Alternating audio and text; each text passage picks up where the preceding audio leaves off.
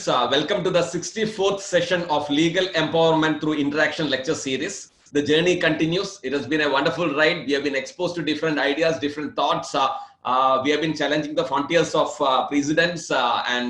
Today, we have a wonderful speaker, Justice K. Kannan. Sir will be dealing with advocacy, truth, and justice. Today, we are privileged with the presence of Justice V. Ramkumar sir, Justice K. Ramakrishnan sir, Professor Dr. Kaul sir, and all of you wonderful participants who were part and parcel of this journey, which we started around 1.5 months ago. Putting aside the negative aspects of the lockdown, finding something worthwhile to do. Thank you very much for your participation, and this being a very informal platform. Directly over to you, Kannan sir, for the presentation. Thank you very much, Shyam, and I thank also some of my former colleagues. This is Ramkumar, this is Ramakrishnan, and quite a few. That actually sets my stage a little nervous. I was originally thinking if I was going to be talking about advocacy, truth, and justice, I will take my audience to be the younger persons amongst the legal fraternity who may have something to learn, or probably something they would like to share with. I would like to share with. But these are veterans who know much more than I do. So therefore, I'll seek their indulgence and to allow me to open up and say things of what I've experienced. I set a topic like advocacy. My friend Shyam wanted me to speak about some ethical issues. I thought let us give also some challenge. Truth and justice, do they conflict each other? Or in the way we administer justice, do we at all times strive to get at the truth? These are the questions which I thought I would raise with you, because this has been my journey as well. Shyam just now says this journey during COVID has been quite resourceful, knowledge acquisition. Who doesn't want it? So this time on, we have been exposed to so many subjects, knowledge on the laws of what we practice. But I thought outside of this text of law through statutes, the way we practice it in courts, the way we deal with our clients, let us discuss together has been my approach now. So let me share some screen for you.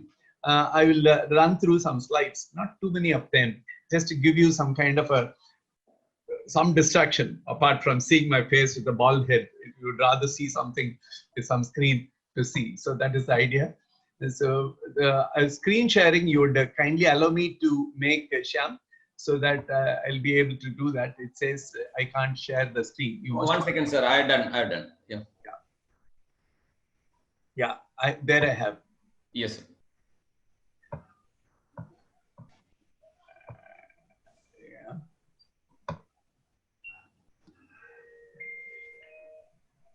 Yeah, now this is just the uncovering of the symbiotic relationship. I believe then that I take a priori assumption that there is in the field of advocacy, we are trying to get a justice. We are all consumers of justice, of persons who come to court, who believe that there is something for the clients to secure. And that will be justice. And what will be the tool that we will employ to secure that justice? Our advocacy skills are there for sure. But then what will be the component? What will be the content of our advocacy that will secure that? Could that be truth? Or do we always at all times have a thought about it? I was asked quite some time back, I should tell you some nearly 30 years back, of a practitioner. My father had been a lawyer himself. His classmate, imagine therefore we are talking history, a lot of time back. It was about an elderly person who was asking me, Kannan, do you speak untruth in court? I was kind of saying, sir, I tried to secure from the party what he wants to say. No, I'm asking you very directly, do you speak untruth or not? So I was still trying to be defensive of how my duty is to say in the court what the client wants to do and what secures a favorable disposition in his favor. That will be my attempt.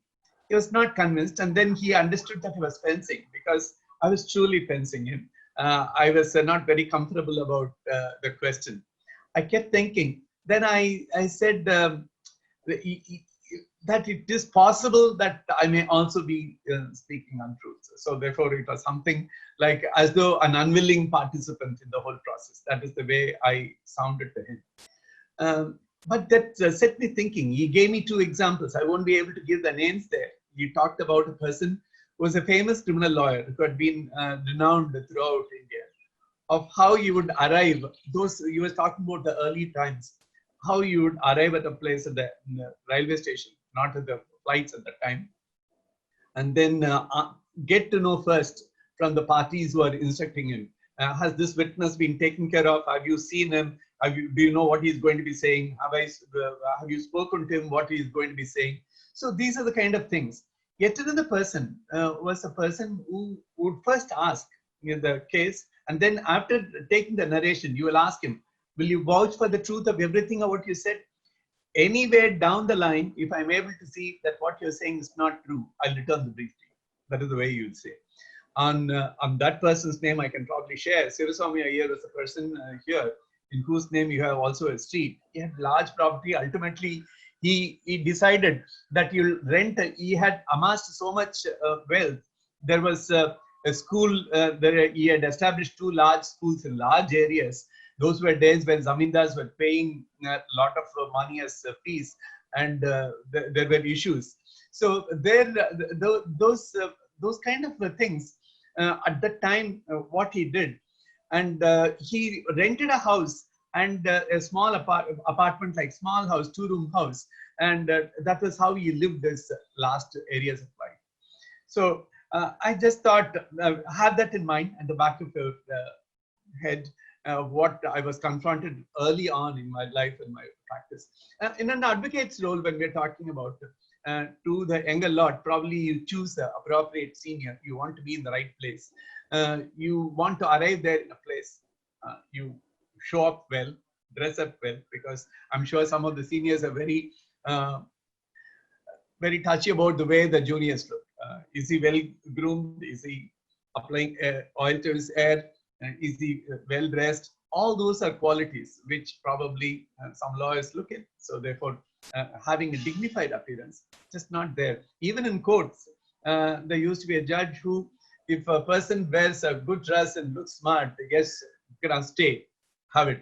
So something like that, an impression which comes to you, and that you look reasonably well groomed is essential. That you arrive in a court or in the lawyer's chamber where you have an academic orientation, when your senior wants you, or when the senior himself, a person, when you look to some person as a mentor, I'm sure you're looking for a person who is just not a person with gift of the gab, who speaks well, but also is a person who has an academic orientation, who looks beyond the things. In fact, about this, some senior lawyer was talking about the fall-in standards. Everyone talks about it. So it may be only a temporary delusional approach. But then this was the person was talking about the fall in standards in judiciary. And he was asking me, what do we do? So I was saying, now this is what will happen. Every generation thinks like that. It's good that we keep saying, keep challenging ourselves. Something is not all right. Then there is no room for complacency. We'll get a good approach, good persons. Then he was saying, ask just one question, sir. If you think somebody is worthwhile being made a judge, you ask him, what book is he reading? See whether there is a person who is reading. That is the problem. We don't read enough. That is the problem, is what he said. So now that is probably an academic orientation. When I'm talking about a situation where a person reads up reasonably well.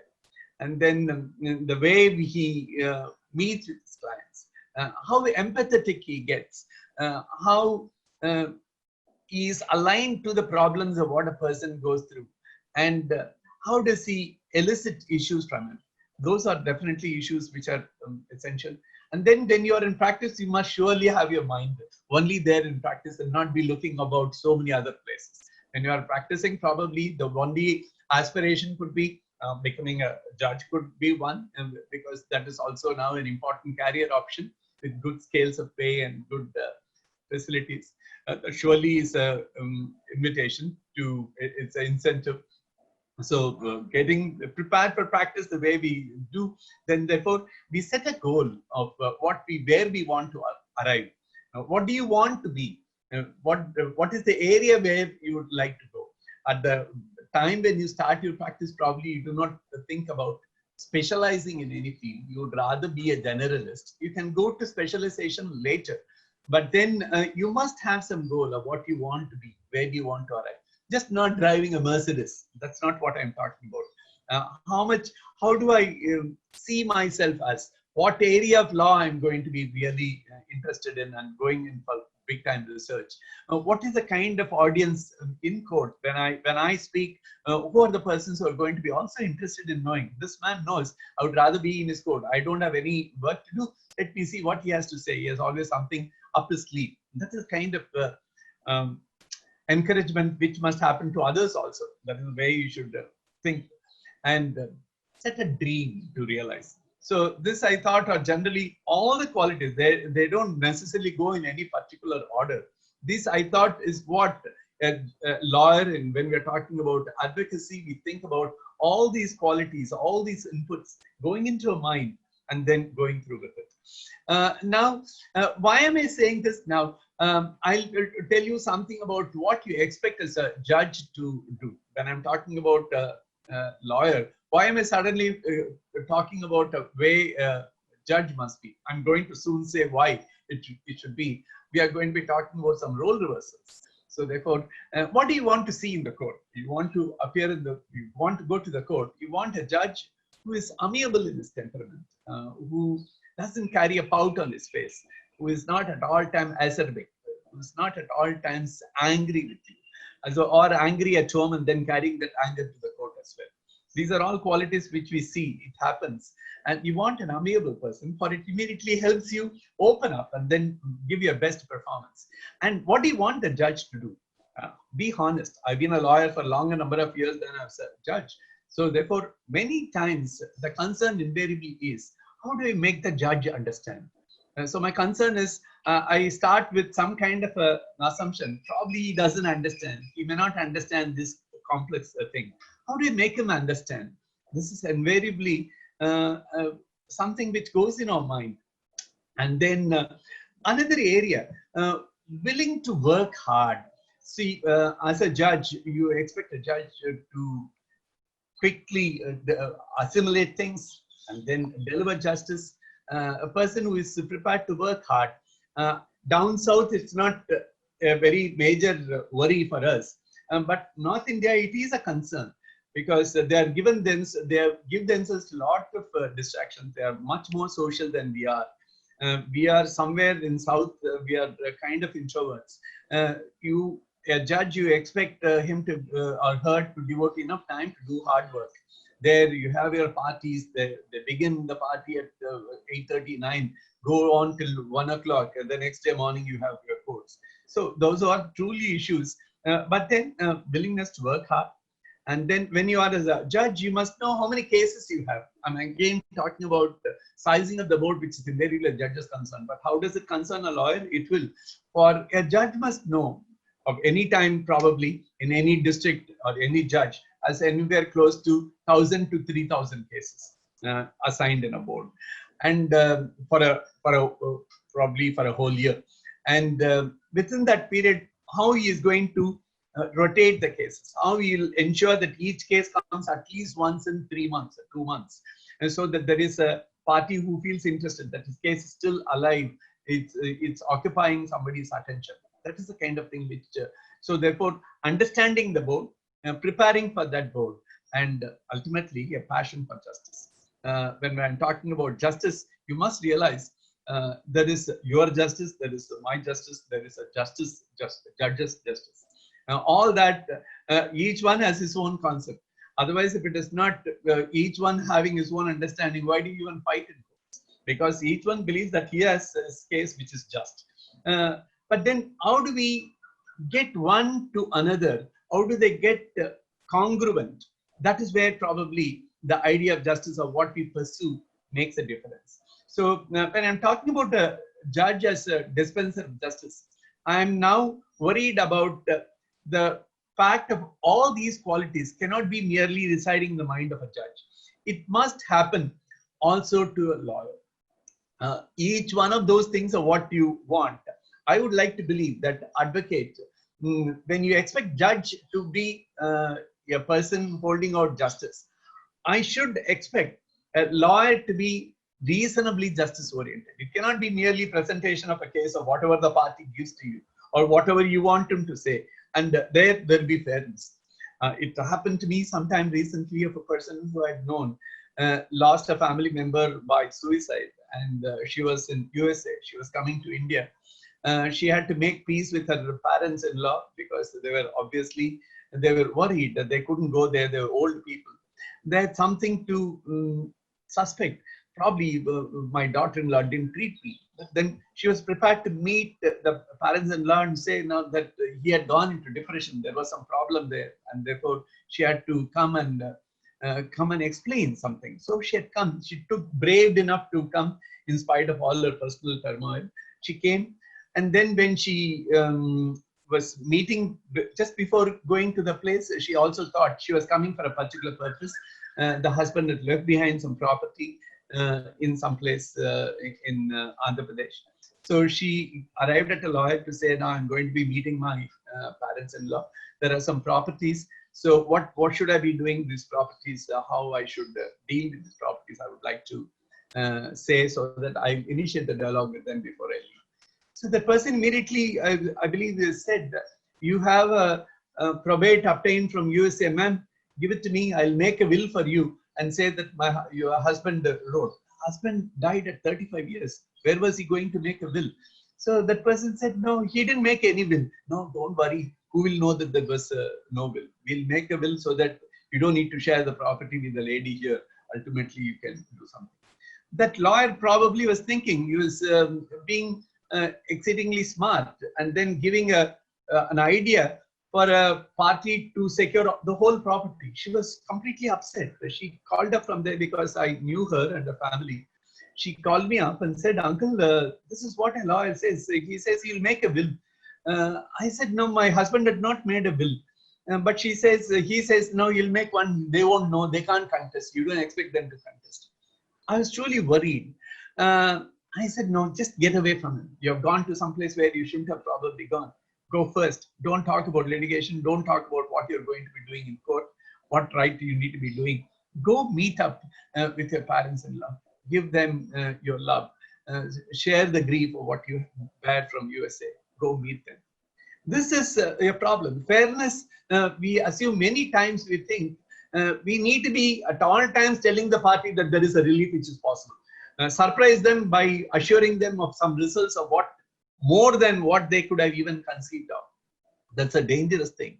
And then you must have a sense of belief in the justice through the brief which you have. That you have something to present to the court where there is surely some point for your party to share. Don't get carried away that your party is always correct.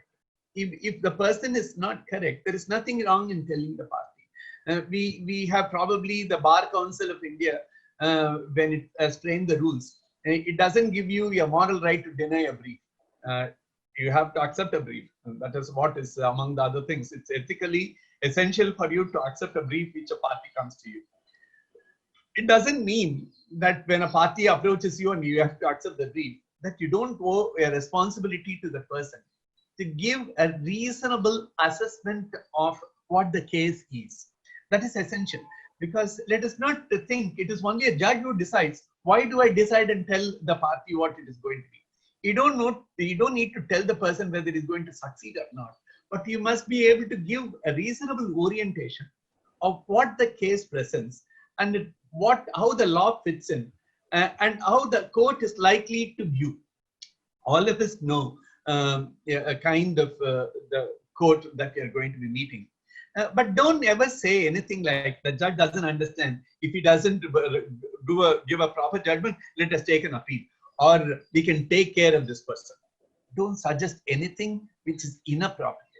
Assume and give the party a belief that the court is a court which will dispense justice, and it should be your endeavor to ensure that your case gets the best hearing that is possible.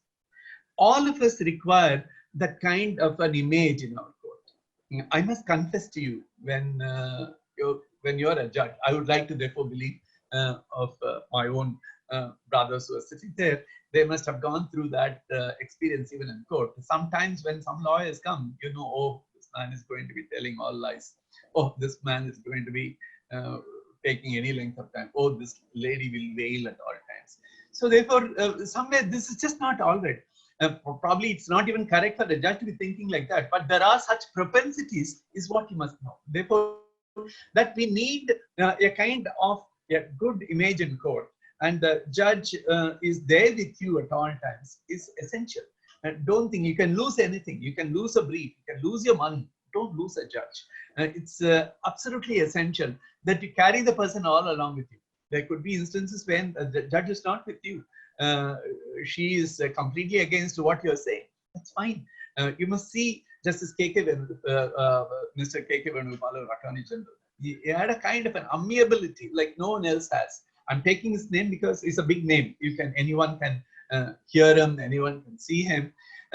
You'll never say no immediately. If a judge says something, you'll say, yes, my lords, but shall we look at it a little later? Or shall I come to it from another point of view? There is a manner in which you will begin with a yes, go with a yes, and to say how it is not, it may not be correct. That's you need to therefore have that kind of orientation. And just when you're a lawyer, when there is the other side, don't see him at all times an enemy. Go to the court, you see the other side with the lawyer's preparation or something like that. Don't put your head down, then go and occupy a seat with a grim face. There's nothing wrong in smiling at him. Find out how much time he's going to take, what you're going to do. Any big legal position that has to be argued, everything, sharing everything is fine. Those were times when I have seen my own father's preparation. You would like to be very closeted in how he prepares and keep everything to yourself. Not anymore. I wouldn't really think at my time when I came, not that I'm smarter than my father, he was 100 times better, but I knew my times had changed. I would look to collaboration at all times. Even with the government counsel, I'll only ask him, is there some way, some relief? How is your officer looking at it? This point seems to be answered somewhere earlier. Should we be looking into it? Will you be able to speak to the party? All those kind of opening up to the other side is a good way. That is the modern approach. You shouldn't be at all time thinking fighting, shouting makes everything. Fight for your client. Don't shout. You don't need to. And then try to adopt a collaborative approach to your advocacy. It's essential. And that's what must happen. And then when I was talking about what all the judge must do, I said role reversals when I was saying that even as a judge, we expect if there is someone who is an aspiring judge, you must know that to arrive in court, it's just like that.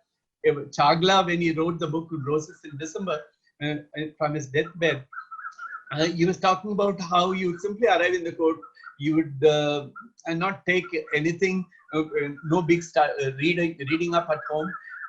You would after the court, you'll go to the golf course. The evening, you'll play bridge in the club.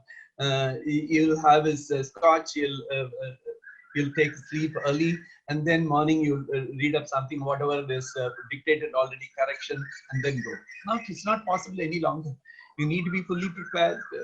That you hear them with reasonable rapidness and weighing the pros and every case. There is nothing like 100% strong case. There is a case. Every case has a silver lining. Every case has some strong point. That is what you should be seeing. And a judge also in his order will always see that wherever there is a merit, he doesn't simply debunk that merit. He has to raise that meritorious point, say why he can't still find an answer in the way that person is looking at it. That's the way we should see. So judge as a lawyer, lawyer as a judge, the way you should work both ways. That is another way of saying that when you're a lawyer, think like a judge. When you're a judge, think like a lawyer. Both of it is essential in order that we make it successful. And then this is what is the key point of what I wanted to say today. Are justice and truth synonymous? Are we thinking that every truthful case has merit? or every justice must be in some way proximate to truth.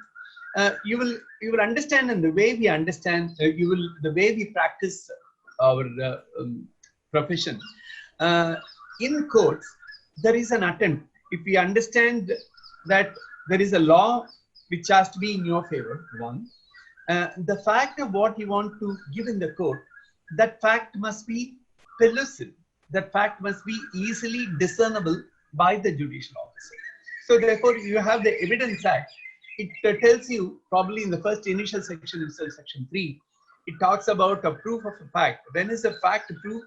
When a judge believes it to be true. Now look at that, where you're talking about something very objective. You want to objectify a fact of what can be surely proved. And then what is proved? A judge believes something. It can be a 100%, 99% subjective element of what he believes. So therefore, that is what the definition itself is. And the proof of a fact is made in law through various standards. You have the standards of proof coming in various forms. Of you think of a conclusive, something which can be conclusively presumed, or it may presume something. It shall presume in a particular way. So all these are various things of the various standards of proof come through the presumptions of how the law, certain aspects the court will presume, the court may presume, it shall presume, it conclusive presumptions. They are made available there in the Evidence Act, and this is the way we will apply. But when we are talking about fact, truth, truth is non-relative. It's absolute. There can't be is 99% true, 1% false. If there is 1% false, it's like a drop of poison in a cup of milk. You put a drop of poison. What is it? It is poisonous milk. It's not milk and just 1% poison. It's not like that. So in truth, there is nothing like half-baked truth.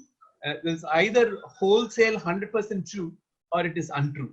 But justice is somewhere slightly different, because I started with saying in justice, there is always your justice, my justice, and the judge's justice. Now, all these things, look at it, because everyone, there is a strong component of what the society sees, what the family sees, what the parties see in a situation as just in the cause. So therefore, there can be various understanding for the justice itself. It's a relative concept. It's a concept which does not at all times come with a scientific precision. Like 1 + 1 could be 2. That is therefore science.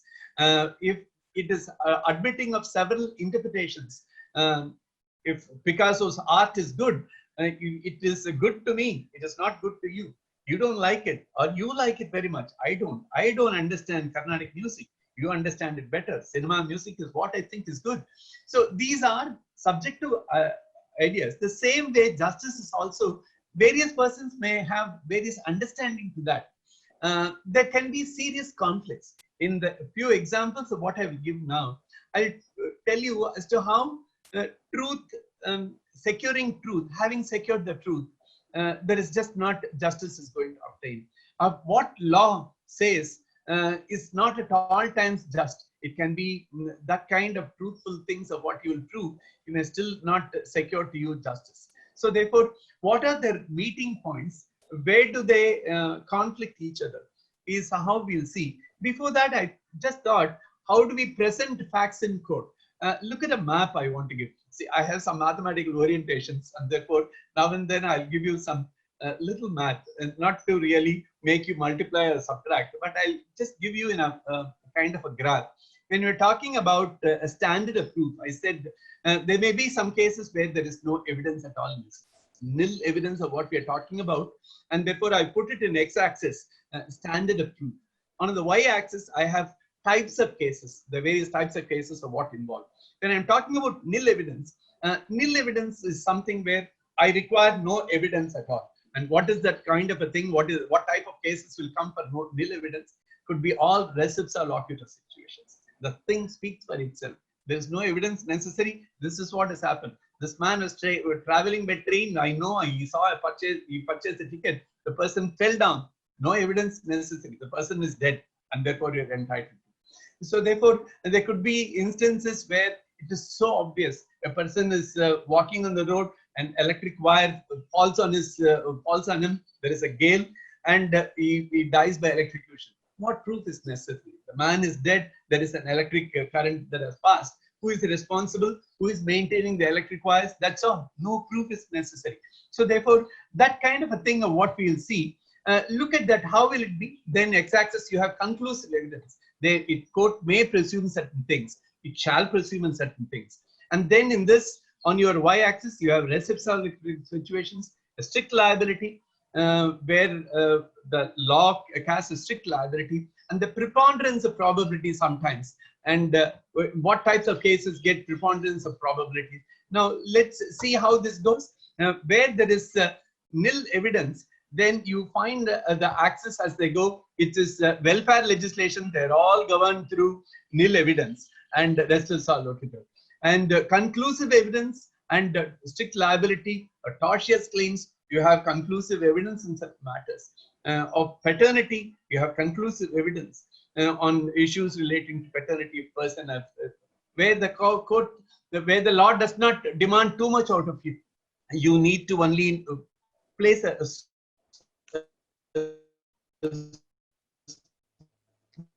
small things,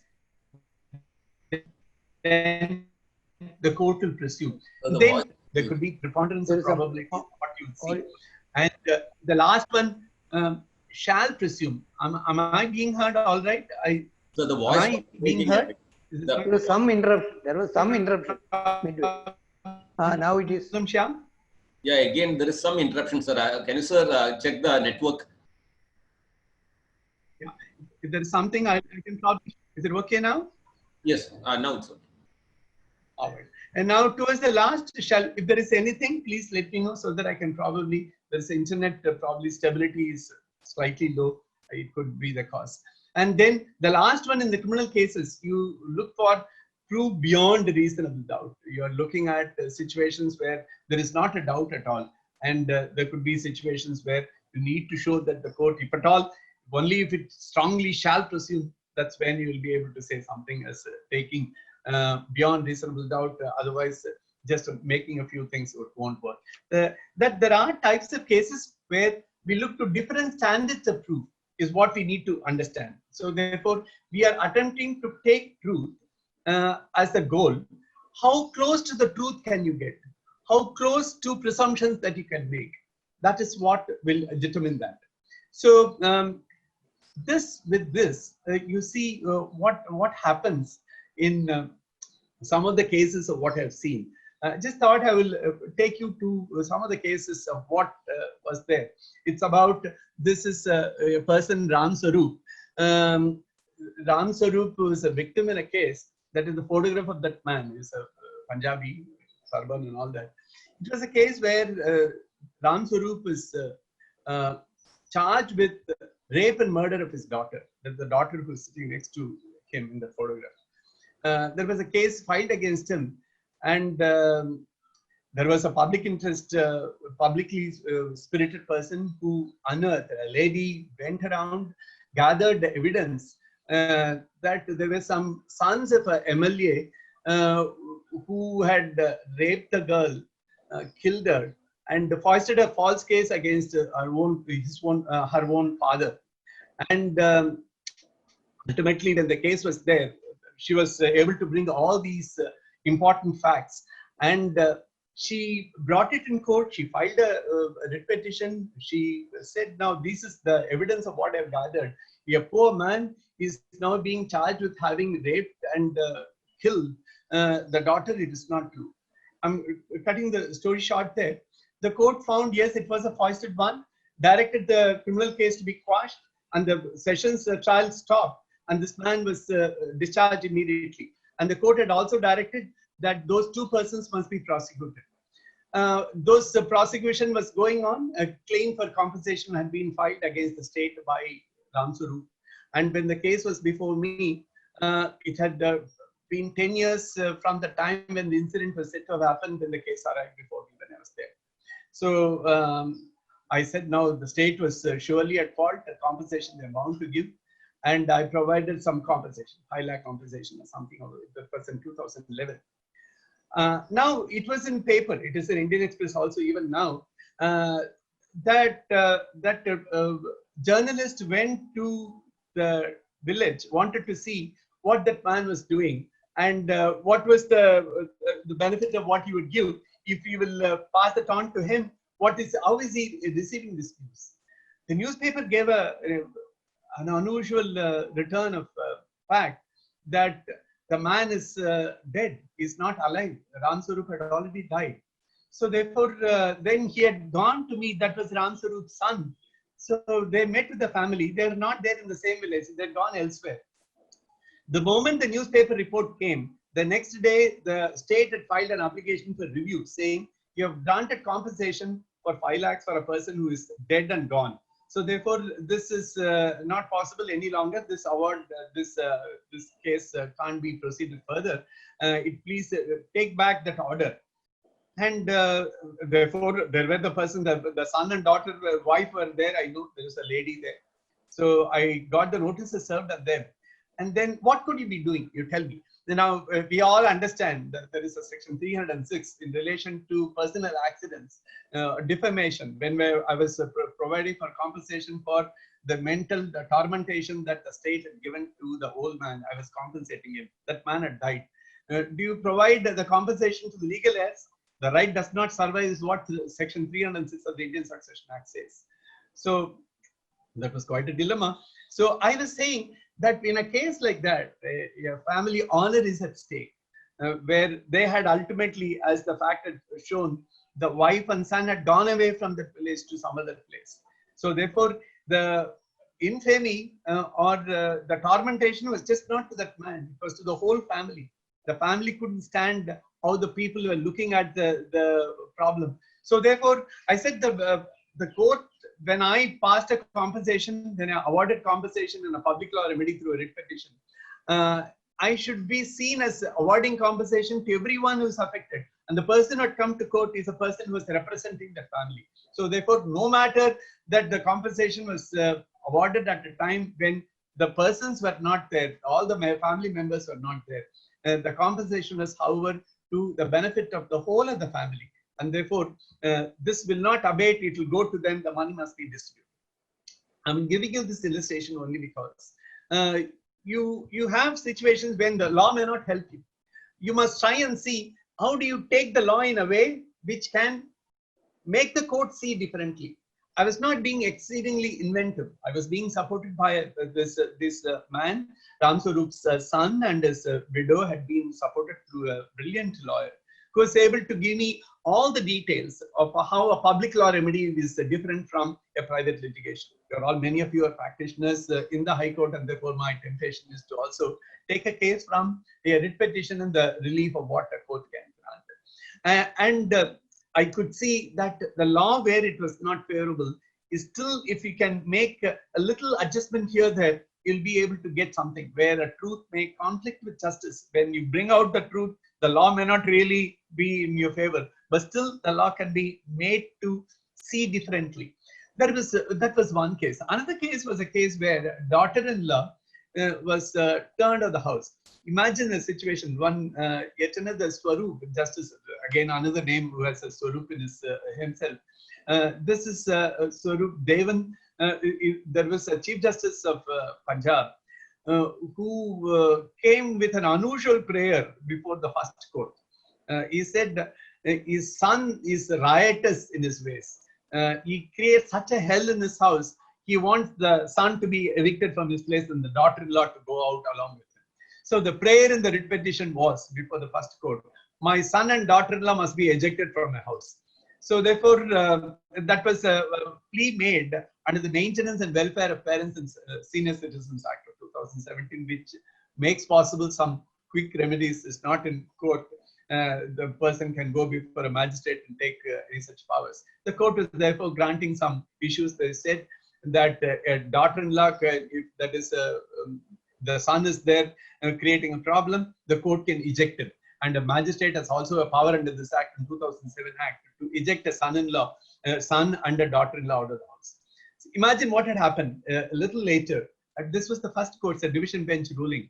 And before me was another case where the son who wanted to, the created a problem for his wife, was soon joined by his parents.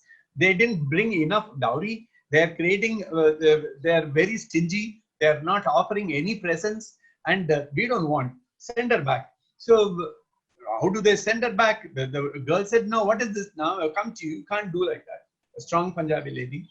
But then when she wouldn't go, they approached the magistrate, used this decision of what came under the 2007 Act, and said that the son and the daughter-in-law must be ejected out of the place. Now, this was a case where the husband makes himself a respondent along with his wife, and gets a collusive father file a case against him and his wife in order to eject. After all, you take an ejectment out of the daughter-in-law and the son will come back to the house. So this was an obvious ploy. So when things are clear, you can always say now that judgment ought not to be read like that. It can be read differently. This law is meant to protect some elderly persons for a particular cause against persons who are bound to maintain. Now, this can't be misused by a man who is bound to maintain his wife, aligning himself with his parents, and then making them file a case and seem like post him as an adversary. That's a dangerous thing. What happened? Therefore, law may not help you there, but then you should try and see how you can fit that to a better fact, and to see how there is justice and truth of what you don't find in law. So project that fact in that truth is where the justice lies. Don't look at an abstract law, which if applied, it can create injustice. So that kind of a thing where you'll find a truth will conflict with justice, or what is true to a situation, the law may not immediately assist you, but then you should be able to project a truth in a way which may seem to comport with justice. That should be our attempt. And look at another situation. I give you two cases relating to two so-called godmen. I mean, no disrespect to persons of any religion. Please don't take like that. I'm a religious-minded person myself. But here is one case on Ram Rahim. What he did was, he had acted in movies and all that even after becoming a godman. He had some powers. See, some of these godmen are persons who do more than what you and I can do. They can either speak too well, or they can perform some miracles, and they can be misled. People can be misled to endowing them with some godly qualities and then hand over all their wealth to them. Here was one man. I have no problem about taking his name, although he is alive, because he's serving a life sentence in a prison in Haryana. This godman Ram Rahim, what he did was, he said if there is nirvana to be obtained, he has to castrate all people. 600 people in his ashram were castrated. And there was one person who was disillusioned, who came with a writ petition before me. And his complaint had been taken. The police had returned the complaint saying, we have carried out investigation. All of them say the castration had been done and on a promise of nirvana.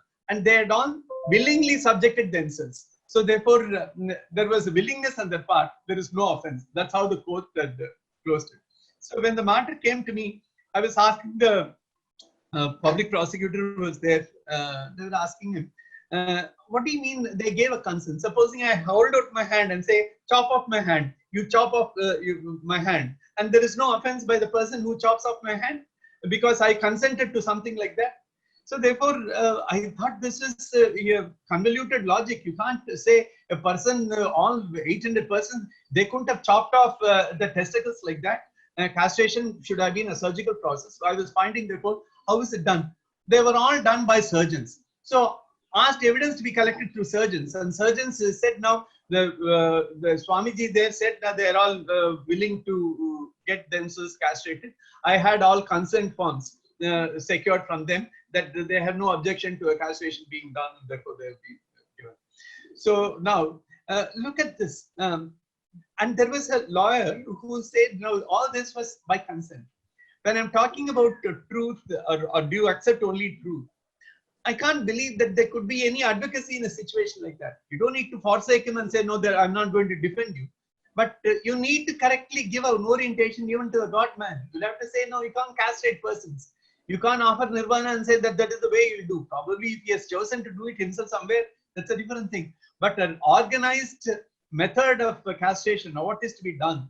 And this was a man who was prosecuted for rape of several persons in his ashram. He made impossible trial of cases, and therefore they couldn't come to Panchkula where the trial was to take place. Lack of devotees will come to Panchkula, distribute themselves across the town, make it impossible for anyone to move from one road to another. That was how he was able to galvanize people to resistance of cases against him. Ultimately, I allowed for a trial to take place through video conferencing even during the time when it was not too popular. And there was towards the end, the trial was able to get on for questioning and arguments. Otherwise, the whole evidence was done through video conferencing. He couldn't be brought to the court. From his ashram, he won't come. He had the benefit of bail also. And therefore, he can't come out. And ultimately, the trial ended, and then he was convicted. He is undergoing a 25-year sentence. And that kind of a defense to be made, you need to really think, am I saying something in the court which is outrageous? Nirvana? And that is what comes to the next case. This was one, this Ashutosh Maharaj. I'm giving you some examples from Punjab and Haryana only because though I practice all the time and as a senior advocate, I was here in Chennai, I'm taking some instances of something relatively newer to me, what I had dealt with, and that's how. And this Ashutosh Maharaj, he died, and he left behind large properties, more than 1,000 crores of money was there. And he had a son in Jharkhand. He had been married. Ashutosh had a son also. He knew his father had died. He had come to claim. And these people are saying, no, where are you coming? My Ashutosh Maharaj ji never got married. You are not his son. And they said, no, he is not dead at all. And the devotees of who you see there, he is not dead. He is in a state of samadhi. And therefore, where was the person in samadhi? They had put him in an ice box and kept him closed. Samadhi in an ice box for a man. And 2 doctors from Apollo had certified that this person had died. And they were not prepared to accept it. Imagine. And when the case had come by the devotees, and the instance of the devotees saying that the police is directing this body to be removed from the place, the municipal corporation asked us to do that. He is not dead. He is very much alive. He is in a state of samadhi. He has said he is going to samadhi. Don't do that. You'll be surprised if I tell you. I was doing this case in 2016 and completing it. And in Modi's jurisprudence, I have taken this as an example where we need a scientific temper. And the bench had stayed my order. Not to worry that somebody stays something. But then still it is believed. I don't know whether that has been changed. For the last 4 years, it's supposed to be in a samadhi and kept in an ice box. And this is the way we have approached. The courts have approached. And in the book on death, manner of assessment of death, I said, this is what the doctor's certification must accept that the person is dead. And if the court must also join and say, no, a person could be in samadhi. That is a belief of some person. Therefore, we can't do anything against beliefs. That's a very tricky thing. I'm not going to be touching about that. Belief systems and law, when one can trample on another, would they trample? These are bigger issues. I know what Kerala has been confronting with in matters relating to beliefs in certain areas in some temples. I'm not broaching that, but I'm only telling you that these kind of things, patently false cases where there ought not to be a support either by judges or fact. We should be able to be objective. We would rather forsake that kind of a brief from the person. I don't want this. I don't want me to go and tell the court, the man has been in samadhi for the last 4 years. What kind of advocacy is that? Or what kind of a judgment is that by any person to say? It could be a matter of faith for them. We can't do anything. Can there be anything like that? How ridiculous. So therefore, these kind of things happen is what we need to know. I'm not talking about illustrations of 100 years back. I'm talking about what is contemporary, what is around us. We need different orientation, must be able to save cases which are patently false to say it is false. That is where our strength exists. And courts as dispenser of justice, or do they dispense with justice? I just take one example and I conclude. Om Prakash versus Radhakiran was a 2009 case, which is reported in the Supreme Court at page 66. It's a case coming under the Hindu Succession Act. This was about a young girl gets married, and within 6 months the husband dies. So the parents-in-law are truly in grief, and that their son had died. But then they thought, my daughter-in-law is the unlucky person. She brought the bad luck to us. So go out of the house. We don't want to retain you there. The girl went back to her parents' house. She was not even a graduate at the time. She studied, she graduated herself, competed in civil service exam, passed IRS, Indian Revenue Service, and then she had earned money. And poor lady, at 53 years, she dies. And she leaves behind no will, nothing. She dies. And all her money is in bank and some shares. So therefore, when an application was made to receive that money, saying that they are the parents, they are entitled to receive it, the bank said, no, file the succession certificate and bring it to us. And succession certificate application, the parents-in-law entered a contest and said, you are not the heir. The husband has died. The heirs of the husband are the parents of the husband, and the mother of the deceased, the mother-in-law will be the heir, not the mother or father. Section 15 makes possible, first, in the presence of women, girl and a boy or children, or the husband. In the absence of that, the husband. In the absence of husband, as of the husband, then the absence of as of the husband, you go to the as a father and mother. No, father and mother don't come there at all. You are the legal heirs, is what they said. And the court allowed that to happen. In a situation like that, it's important you don't press the law too hard. If I were a judge, I would have said, no, what are you trying to contest? You tossed out the daughter-in-law from your house. You want to claim the whole thing. I'm not going to be deciding this case. Now finish it and come before me. Try and settle the matter and come before me. If you're a lawyer yourself arguing for that person, you should only say, be fair. Please see what can happen. Let us see, the law may not be favorable to you, but let us see what is fair in a situation.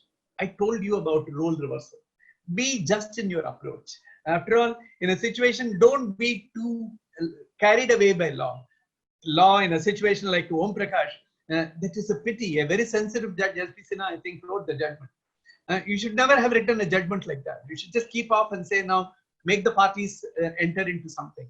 Speak, find out what you can do. That is what is important. All child custody cases, again, a child is invariably used as a pawn by the father and the mother. And each one, if they fall apart, if there is a child there, each one making it clean. There is a concept like a joint custody these days getting approval world over. Somewhere we have not gone that far. But then it's essential for us to know wherever the kind of repositioning of rights of parties, to allow the person to share the child, must encourage parties, because these are situations where, as a better informed person, you should be able to guide the parties better than what the parties themselves will see themselves in. That is easy for them to think that man is a scoundrel, he is a drunkard, he beats me, he beats the child also, he'll teach her all bad things. It happened to me in a case where a sex worker was the mother whose child had been taken away by a man. And he was a powerful man, he called her a prostitute. And later when it turned out, I found that he impregnated her during one of his visits to her. And she was asking, am I not entitled to be a mother? How am I denied the mothership because of my profession or what I was? This is unfair, is it not? At all times, I had understood law only in one way. Where your mother is given to bad ways, don't give the custody of the child to that person. I was here confronted with a lady who was saying, that was what I had been. This man knew me only as a sex worker. He made me pregnant. And I had a religious faith. She was a Kazakhstan person from Kazakhstan. And she said, now, we were all persons, we'll come on a tourist visa to Delhi and we work in 5-star hotels. This is what happened. These are all things which were so unusual to me. But then I understood there, even in custody issues, unless lawyers take an interest for a child, where you must look beyond merely representing a party, where you should see the court's approach. This was a case where I directed the case to be disposed of immediately, set a date, did everything, then called up the district judge and said the case must be disposed of within a short time. This was an order passed in March 2015, and I'm told till 2020 this case has been stayed by the Supreme Court. Now look, where is the justice done to the party? Do we dispense justice or do we dispense the justice? That's the question which I wanted, because you must know that all judgments don't meet all justice. There can be very unjust situations. It is essential for you to identify still your own mooring as a carrier of justice. Through us, should parties see that there is a just cause, and it is essential for us to be looking in that direction. That is the only way we can help. And therefore, the concluding thought, I thought, while there cannot be different scales of truth, there could be assessment to how close to truth you can get. That is why you have various standards of truth, which are there. You keep pushing the notch in such a way that it gets somewhere close to the truth. And even in justice, there is no objective standard of justice. There could be your justice, my justice, the judge's justice. Align them all together, one behind the other, and that is what it is. And in Om Prakash case, justice as per law may not at all times be fair. Look beyond law sometimes. That is what you need to be fair in what you do, truthful in your attempt, and an ethical practitioner that you are. You don't merely speak only for your party. Try and see beyond the party whether you can collaborate with the other side. Now and then to do that is not wrong. That is the way to be. So these are some of the ideas of what I thought I should share with you. I said I'll take about an hour, 45 minutes. Probably I've done that. If there is any question to be fielded, Shyam, you let me know. This is where I stop. Thank you very much, sir, for sharing your thoughts with us, and I'm sure that that will, in fact, set us on a new set of thought pattern altogether. Not that we are not subscribing to many of those things, but still exposure to new thoughts and ideas. Before we open up for the interactive section, sir, may I request Justice Ramkumar sir to offer his comments. No questions, only appreciation. No questions at all, only appreciation. We were greatly influenced by your thirst for doing justice.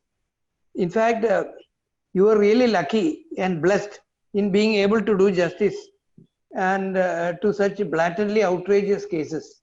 I wish I too had such cases for disposal before me. I never got that opportunity. You must have done so much else. You were singularly chosen by the Almighty for doing that justice to those persons. And when you said, my justice, your justice, I was reminded of two divorcees getting married and saying, my son, your son, our son. Justice is also like, should also be like that. My justice, your justice, and our justice between the bench and the bar. Great thought. Thank you, sir. Thank you very much. Excellent speech. Thank you for all the good words. Justice Ramashan, sir. Yes, really, Mr. Kannan, sir, you have traveled a great distance as how a judge should be.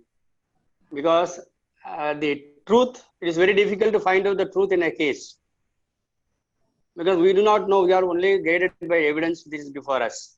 But what we believe it to be true, we are trying to, that is the reason how sometimes in murder cases, etc., benefit of doubt is being given. Unless your conscience says he is the person done it, don't convict.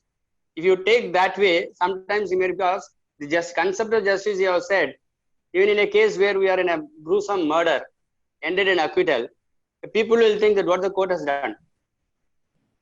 So the justice concept on their part is a person who committed a murder, according to them is a gruesome one, has been acquitted by the court. So the concept of justice and the way in which court evaluates and ultimately come to a conclusion, because judges, the decision making is very difficult sometimes. You know, as a lawyer, you are only arguing for one side. You are only seeing the one side alone. Other side will be arguing the other side. You will have to find out the truth or somewhere truth in between. and find out who is right or who is correct at least. It is not right, who is correct. So in that attempt, judge will have to travel a long way. Sometimes I now remember my senior when I became a lawyer, the judge, he said, see, every case has got a life, a story to tell. You will have to unwind the story before you decide it. So that is how we'll have to find out, because it is not a simple case bundle that is before you when you are deciding a case. Whether what is the law, what is the evidence, decide it. No, there must be some story behind it. You will have to travel through that story to find out which is correct, which is not correct, which is just and which is not just. So that way, the same principle you are also adopting when you are doing it. So to some extent, we are trying to do that. How within the law permissible, you will have to provide justice to them.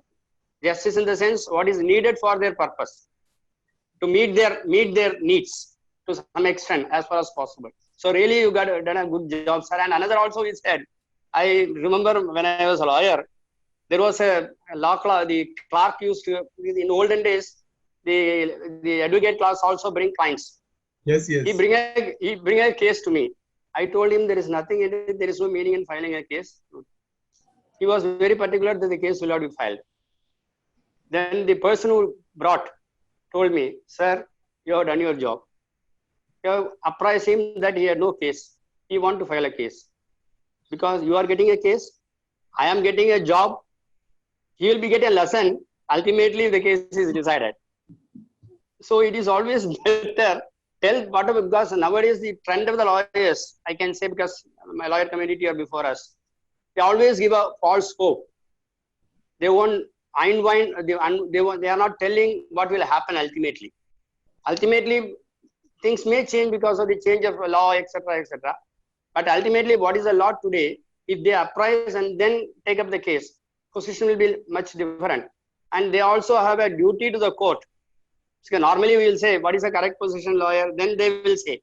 Otherwise, they will only say that those decisions are in their favor. So everywhere, the attempt of all is to find out the truth or to do justice. To what extent, how far they are succeeding is always a question mark. Thank you for your... This is one thing which Fali Nariman writes in his book, Before the Memory Fades. It's a case where he opens the brief and then says a few things. The judge has a hearty laugh in the Supreme Court. He puts a paper, leans behind and says, what is this, Mr. Nariman? Simply no case for you. How do you argue this? Then Fali said without batting an eyelid, yes, I knew, my lord. I told my client when he said. And then I told him this is no case. My client said, all right, you have said that. Let the judge say that. Then we'll take it. So therefore, I'm here for you to say that. So I'm presenting a case in the way which is possible for me to do. But then when you're doing something, you're trying to do. So therefore, and he also said, I have lost more cases than I have won, only because parties who are desperate, who have tried elsewhere, and they want the best counsel. Therefore, they want some point to be made. And that point, they look to the best counsel in India. So therefore, he says, many of the cases have lost, but I always used to draw a line. To what extent I will go on beyond which I won't go. In the court of where to draw the line is perhaps the area, time, a lawyer understands. And when I say you need to orient yourself to justice even as a lawyer and not leave it only to a judge, I was in that context saying you be reasonably oriented to justice at all times. That is the way. Yeah, wonderful. Thank you very much, brother, that you are there to share your own thoughts as well. May I request Professor Dr. Kaul to share his thoughts on the presentation? I think the very purpose of these webinars is to have the inputs like this, which is going to be very helpful for the lawyers and judges, not only to know the law, but also have the sensitivity, and also not to see that the courts do judging of the cases, but they do justice in the matters.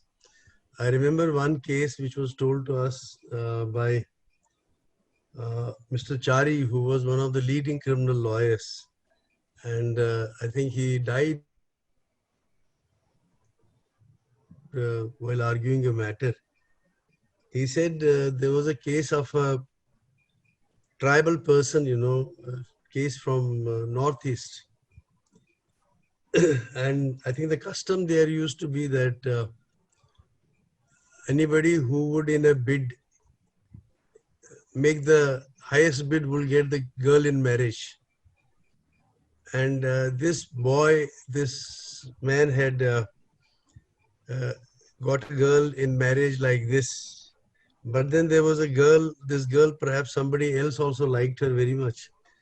So he could not participate in this bid, but he went to the father of the girl and told him that I could pay him more than what this boy had paid. So this man was a greedy man.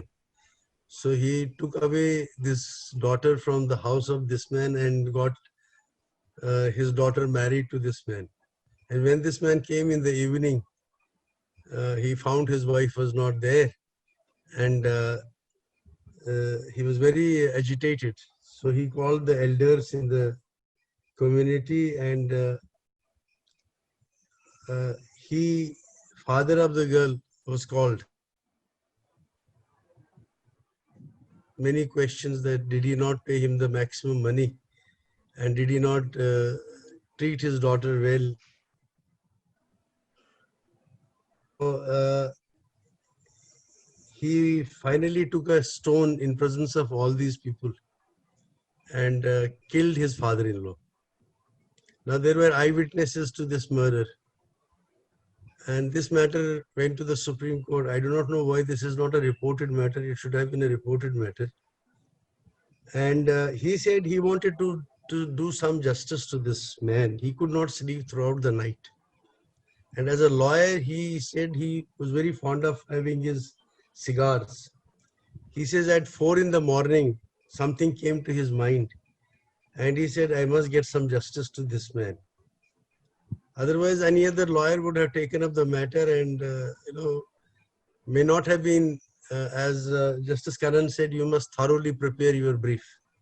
And you must be honest to your client. And you must ensure that you do justice, get justice to your client. So something came up in his mind and he slept for 2-3 hours and got up. And then told his juniors to pick up some books and some reporters, law reporters. And then this was Justice Hidayatullah who was hearing this matter. He was presiding over the bench. He said, yes, Mr. Chari, you start with this matter. So Mr. Chari picked up first book and nodded his head that it is not, helpful. Then he said, Mr. Chari, start with the matter, Eventually, he took up the second, third, fourth, and same thing. He did not find them suitable. And this irritated Justice Hidayatullah to the extent that he almost got out of his chair to tell Mr. Chari, you're wasting the time of the court.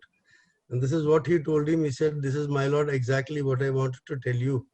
This man asked so many questions to his father-in-law and he did not answer even one of his questions. So this was a grave and sudden provocation. So this man got the benefit of grave and sudden provocation and it became culpable homicide not amounting to murder. This is the kind of a justice. But I think the very important aspect that Justice Kannan said today is judges must every time and also lawyers must collaborate in finding something new, something innovative in order to do complete justice in the matter. I think 2 cases that I would like to take up. One was the Bhopal gas tragedy matter. And if you have seen the order of the district judge, which was for the first time such an interim order was passed by a district judge. And his photograph is kept in the National Judicial Academy because he had the courage to pass such an interim order which was not passed by a district court in any of such matter. Second, along with the same, the development of law that took place was Sri.Shyam Chemicals, where the Supreme Court evolved the new doctrine of absolute liability. Whether Sri.Shyam Chemicals was a state and whether the Supreme Court could exercise Article 32 powers or not, which it never decided. But Supreme Court evolved a very important principle of absolute liability, which became a subject matter of a statute. And now, Relent versus Fletcher exceptions do not apply. And absolute liability is irrespective of any exceptions. This is the development of the law. The third aspect that I wanted to talk about was that muster rule case which I did in my presentation to you, when that labor court judge was able to get maternity benefit to the muster roll employees, and Supreme Court was able to build up international law, SIDA, and that is what Vishakha also taught us. This is what also D.K. Basu taught us. I think if the judges have the will and the lawyers have the spirit of collaborating with them, I think there is a possibility of evolving principles of justice in every case. Judges are not there only to judge the matters, judges are there to do justice. And I had started a program in Delhi Judicial Academy. As chairperson of the academy, I said, we must teach the judges, not judging. I said, from judging to justicing is the bane of the program, which I became very popular. And in fact, that is still a program which is being taught in Delhi Judicial Academy, where we brought in different facets of many areas, like, Justice Kannan, best interest of the child. He was talking about the best interest of the child. Now, those are areas which I think are very important. Child rights, how the courts have evolved new principles to do justice in the juvenile justice system. How do we deal with the cases with like in the migrant laborers case, I think Supreme Court, if it wanted, it could have on the very first day passed some orders which would have been unique orders in this kind of a catastrophe, where we could not have the kind of a situation that we have today. I think that is where, imagination and what we call as sensitivity of the judges is very, very important. So is the sensitivity of the bar very important. I think Justice Kannan, it was very educative program for all of us, and I'm sure this will be taken in the true spirit by the young lawyers, and they will become the torch bearers of this movement to other parts of the country. Thank you very much.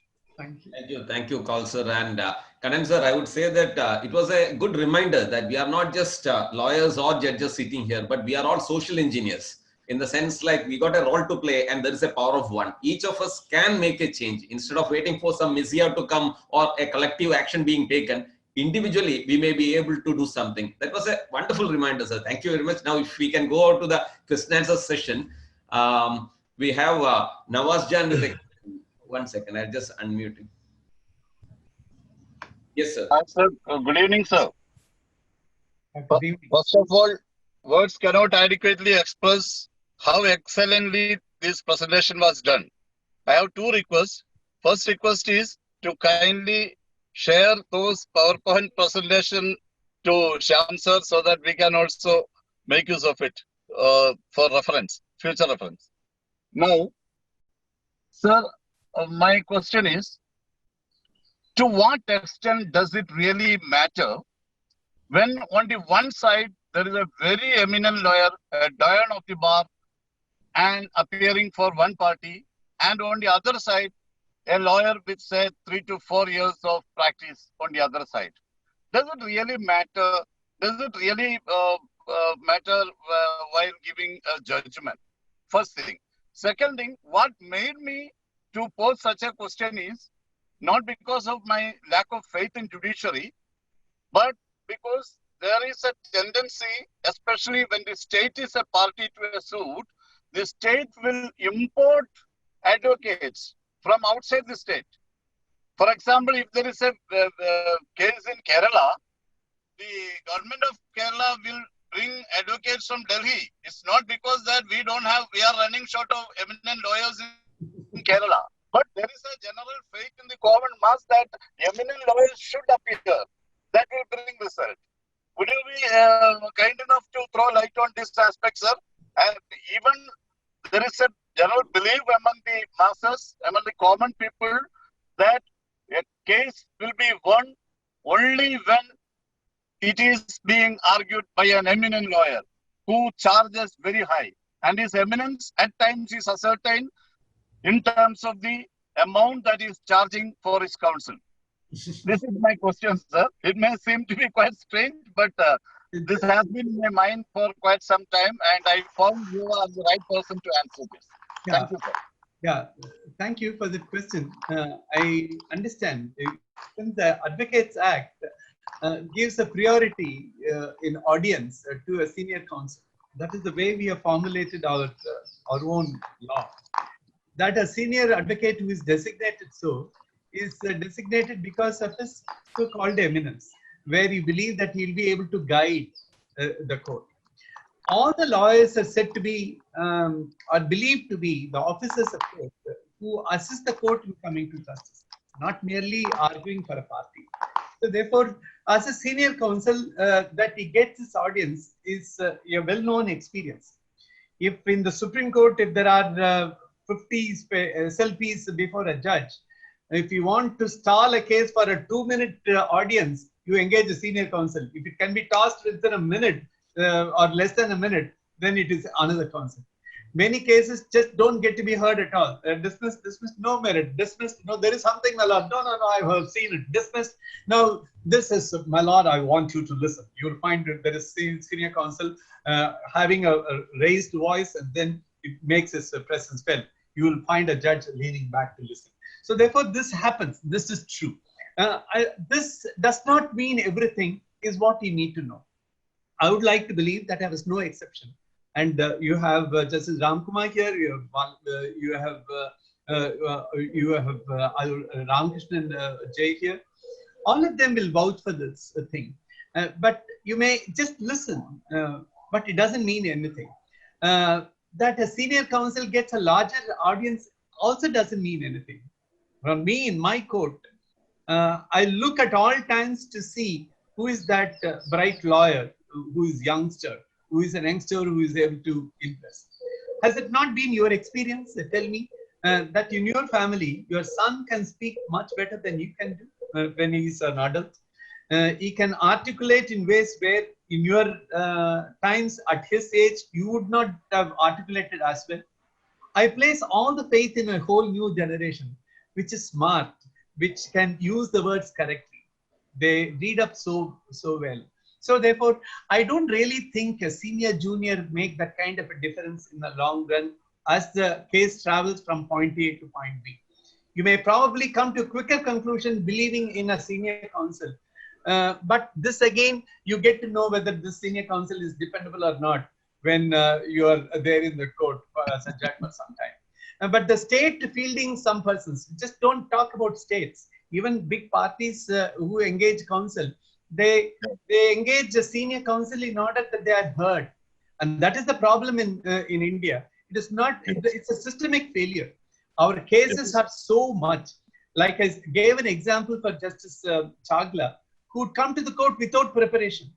Because he is a smart man, he's a brilliant person. He will stop the lawyer when he cites several decisions. No, I understand this law, please don't cite to me. That's fine, because he knew the law. He was a trendsetter in so many ways. Many of us don't have the time to think. You have in your board drawn 100 cases. The United States Supreme Court has 135 cases for the whole year in the calendar, and all 9 judges listen. 135 cases is the number of cases which I will do in a single day. The kind of time which a Supreme Court judge in US has and what a municip or a subordinate judge in Kerala has is no comparison. That is that kind of a load for us. Therefore, I see more than ever before, we need responsible advocacy now. Don't believe that only judges can deliver justice. Why don't you be the carrier of the justice? That is the question which I'm asking. We require reorientation of that, where that the senior or the junior doesn't make a difference at all. And state fielding persons paying a lot of money and getting them is to get some audience to stall the court for some time. Don't worry. The result may not be merely because of that. I told you of Palinariman saying that many of his cases he has lost. The maximum of if somebody has to audit the cases which is represented case and cases which has lost, there are more cases lost than the cases that you won.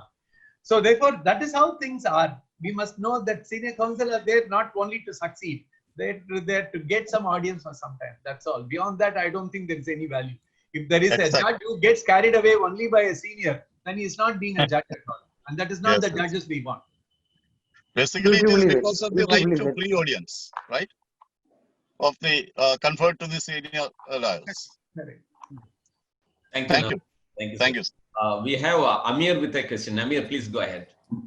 Good evening, Kannan sir. Good evening. Yeah, good evening. Amir, go ahead. Raise your voice. Yeah. First of all, I would say this is one of the excellent presentation I have ever seen. Thank you. Yeah. My question is with regard to the standard of proof. In the concluding part, you have mentioned that there cannot be a different scales of truth. And in between, you have highlighted a graph of types of cases and standard of proof. In criminal cases, we say that it should be proved beyond the shadow of doubt. No shadow. In civil cases, we would say it's a balance of conveniencing, preponderance. So my question is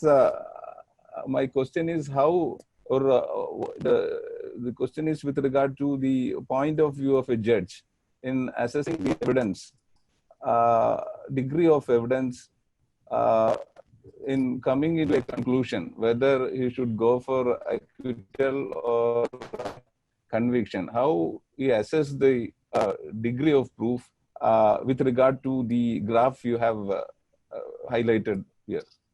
Thank you, sir. So, thanks. Question. It's very interesting. It's probably a question which can take a whole day for an answer. But to tell you what I attempted to present to you was, truth is something which in an event only a party will know. And in a criminal case of what you were saying, we try to, because it involves a punishment, because it involves a public disapproval of what a person has done, there has to be surely a proof. There has to, the standard is so high that if it is not true, then it's not worthwhile rendering a conviction. You would rather acquit the person if you don't have the proof. We understand, therefore, the difficulties of getting at the truth, because truth is in the closet of a person who holds it. We need to open it and then get it. How is it done? That is why I said the proof of what is possible under the Evidence Act is what a judge believes to be true. That is how they define it.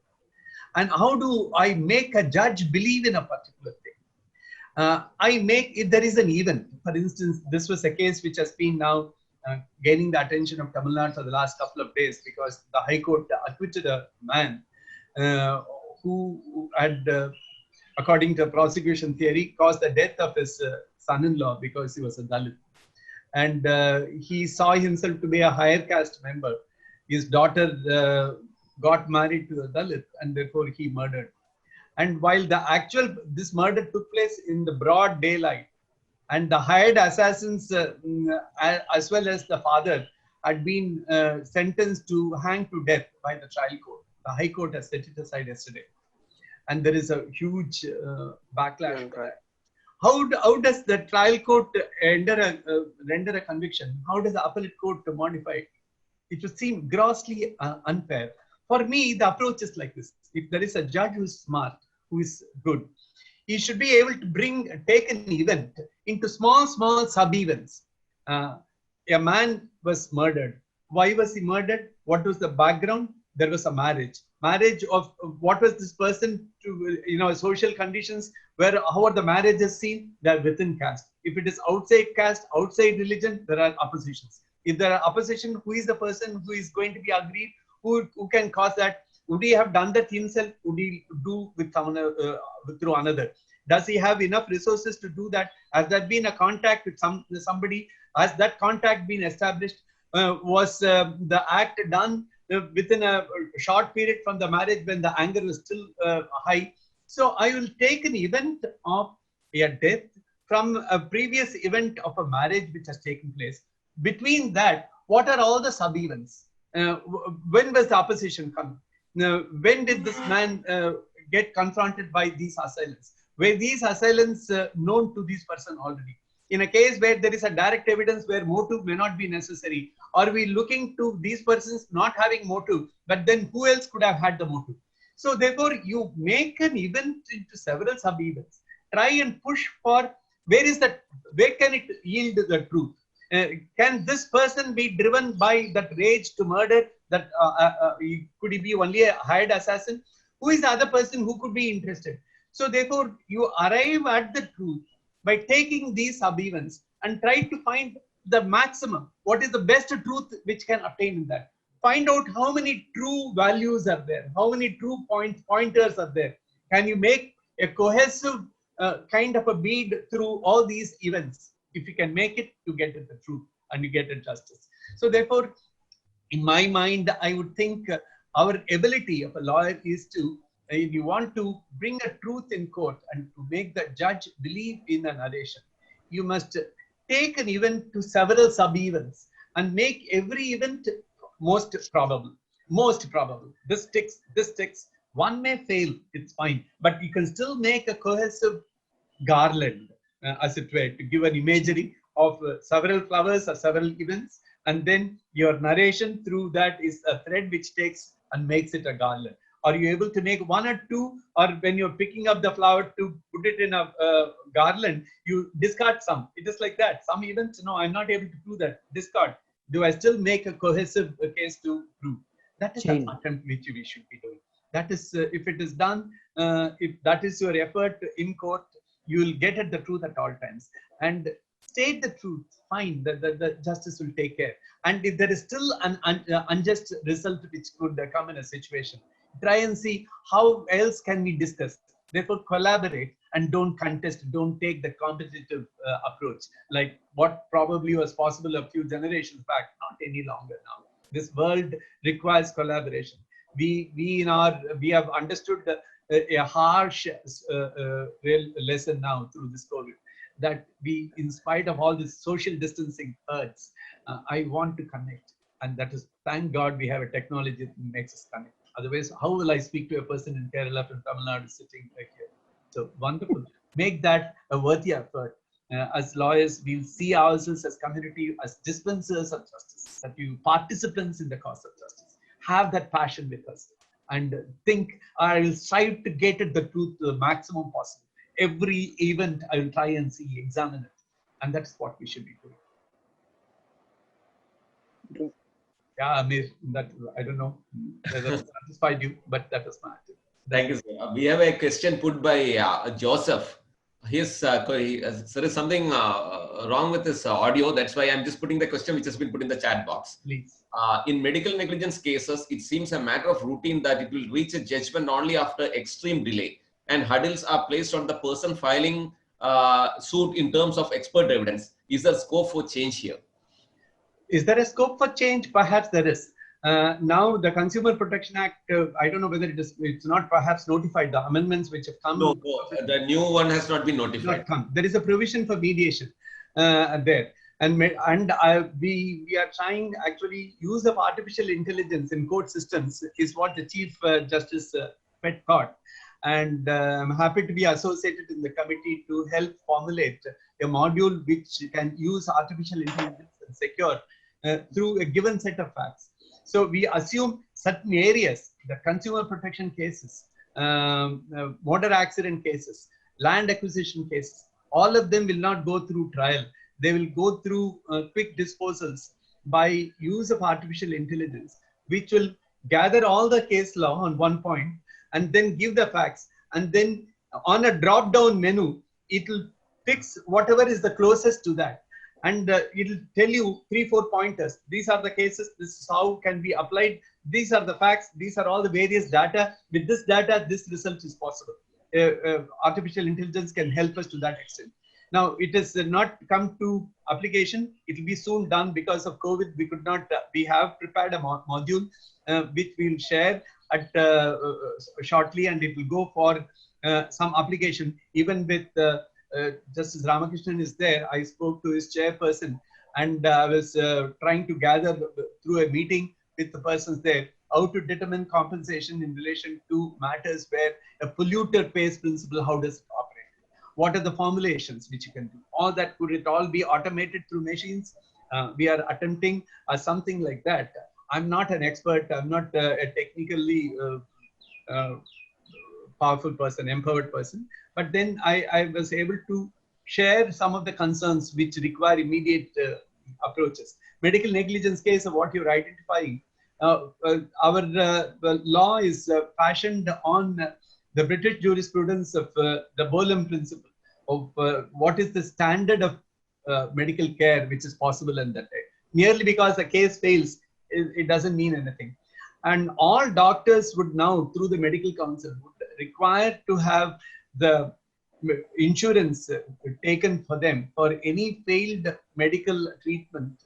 There must be an immediate answer from the insurance companies.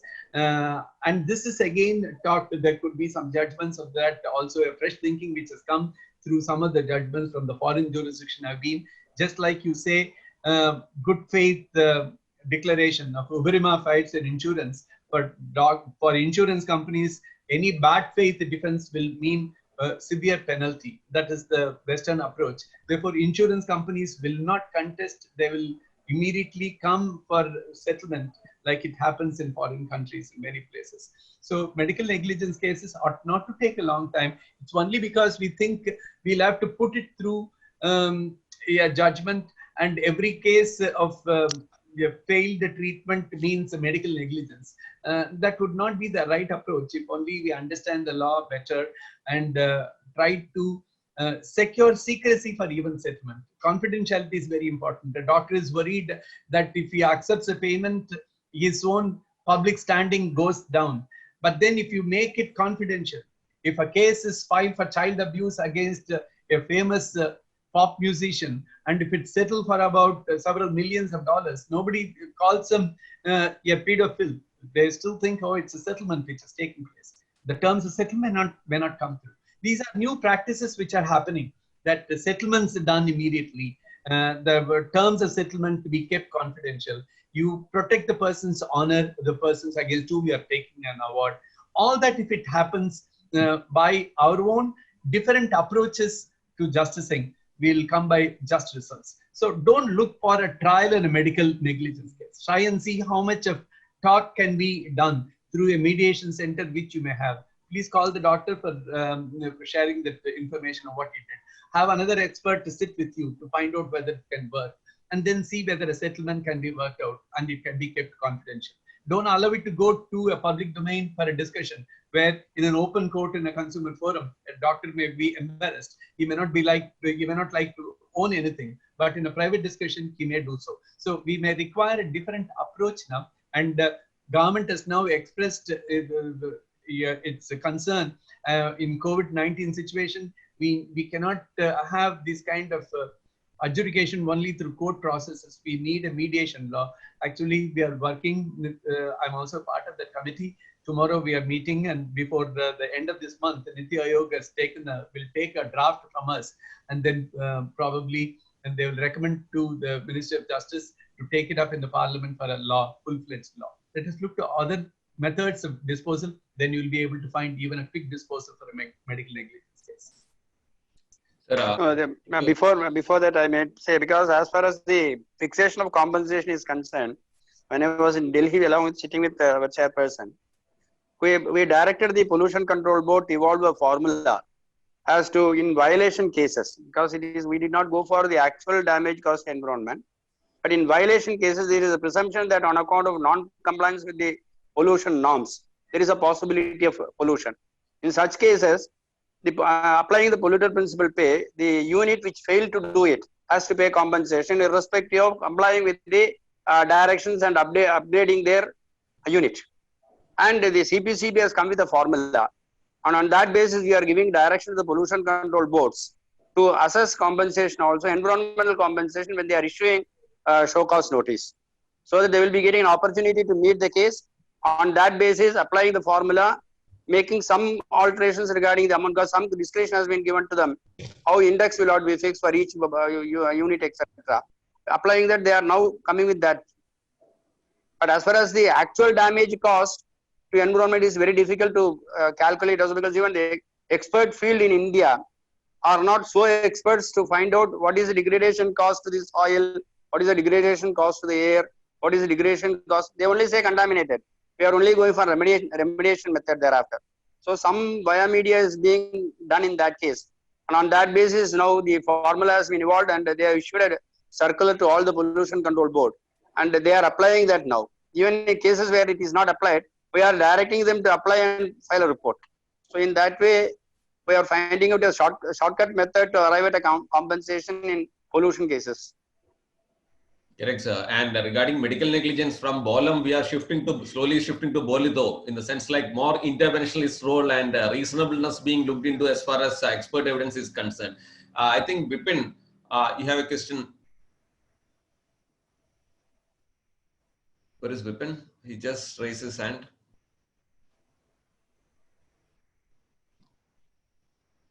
As Advocate Mohan, you can unmute yourself. I am enabled it from my end. You will have to do it from your end.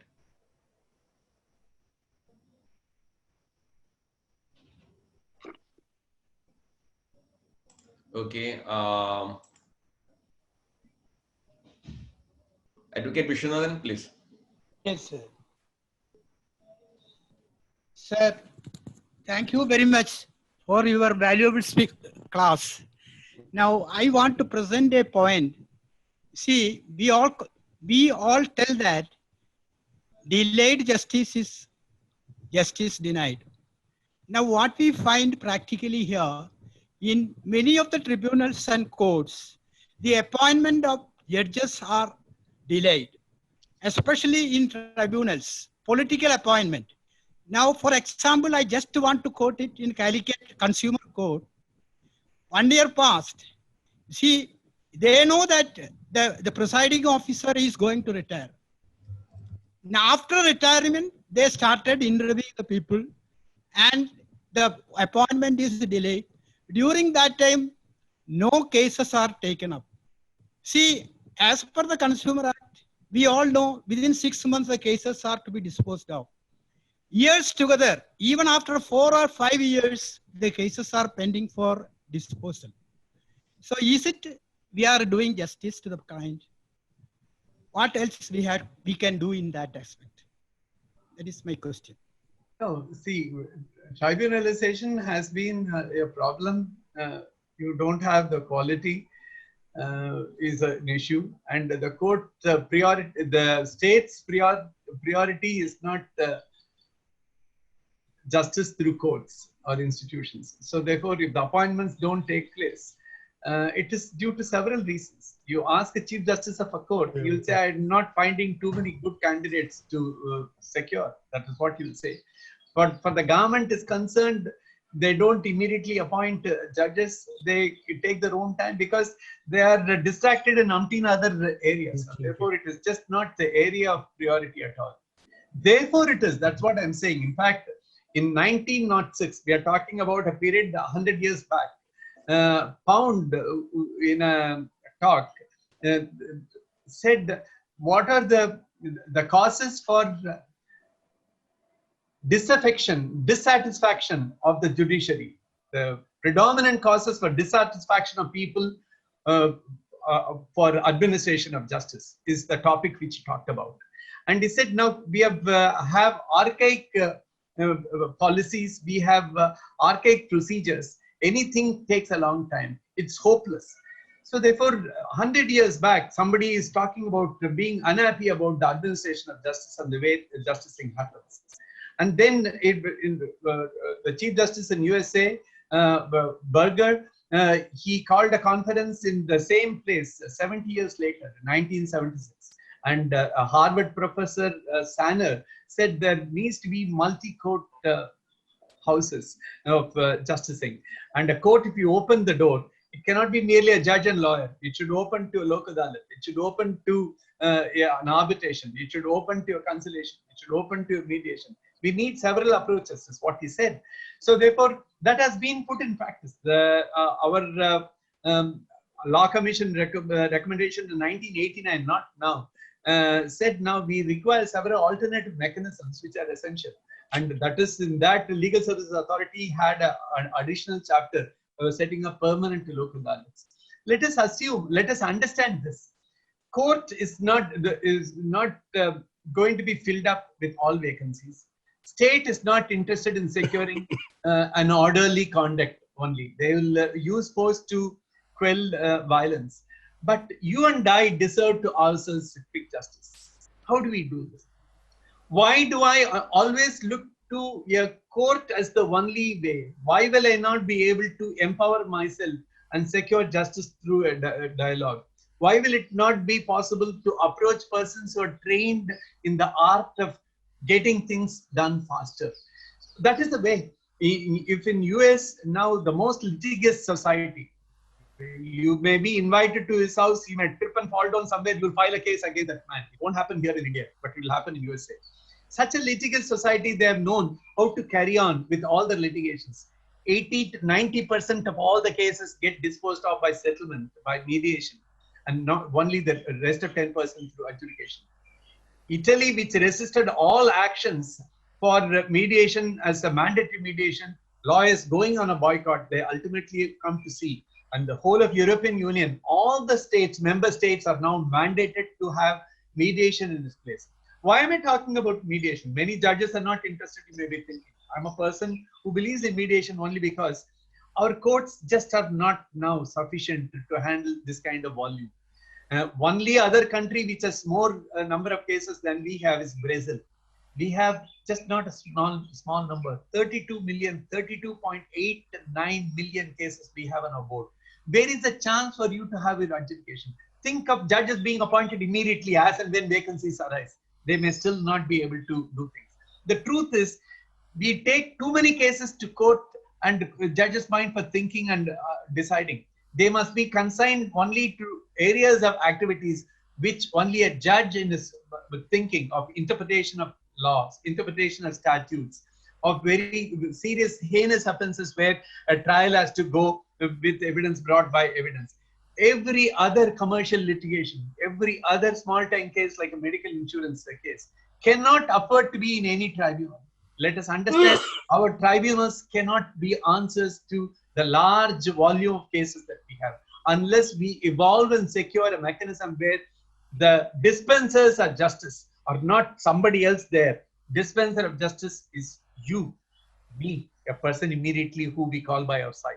In a closed society, in a small area, small circles, we'll have and institutionalize persons who can help you resolve the conflict. That is the way to go. So therefore, while I understand the problem of state not filling up vacancies, I see no answer to what the state will or will not do.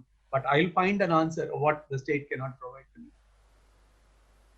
Thank you, sir. We are conscious of the fact, sir. It's already 5:30. We've got 3 quick questions more. We have got Farida, Advocate Mohanan, and Sharath waiting. So I'll start with Advocate Farida Faniswala.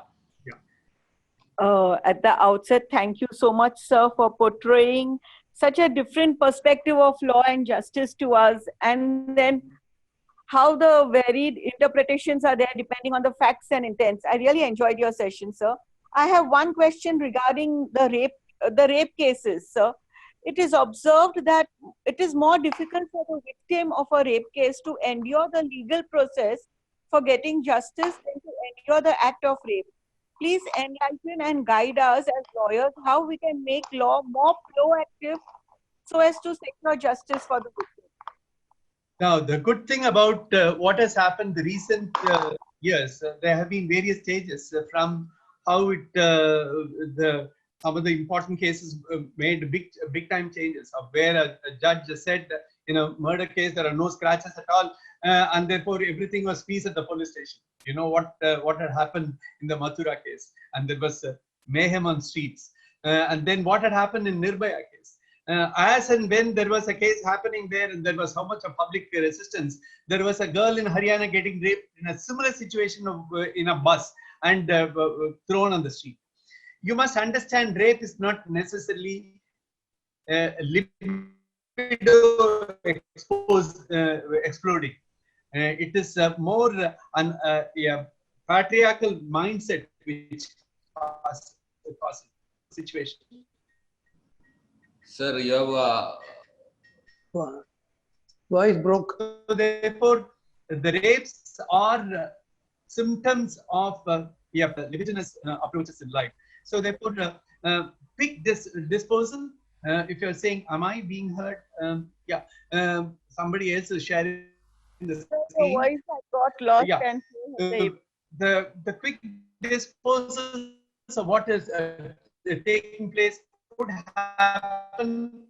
The more sensitive approaches are there because all rape cases are now decided by women judge, and rape trials do take place. Like it is not as long as it was before. They come quickly through trial.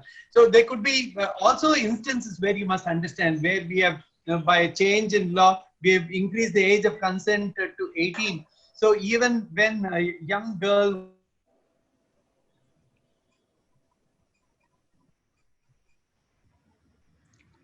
Audio failure. yes, sir.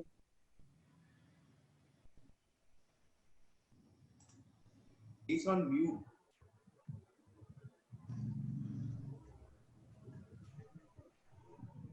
Kannan sir, 1 second.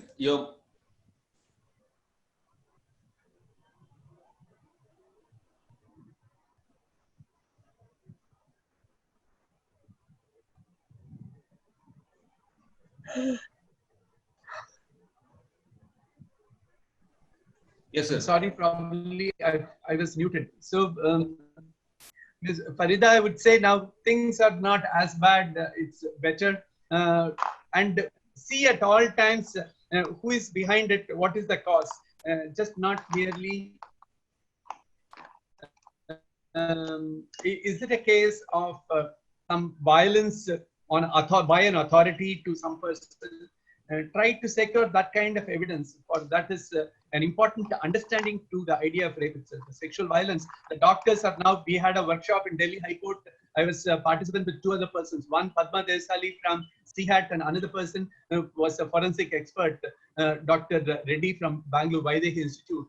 We conducted 6 workshops for doctors to tell them what they must look in cases of sexual violence. That how the sensitivity in approach to treatment, the health concerns first before you gather any other evidence, and how do you make the police understand differently. Now you don't require a sexual penetration of a sexual organ. Any kind of penetration through orifices, several orifices, would constitute offense under 376. The proof is far easier now than it was before.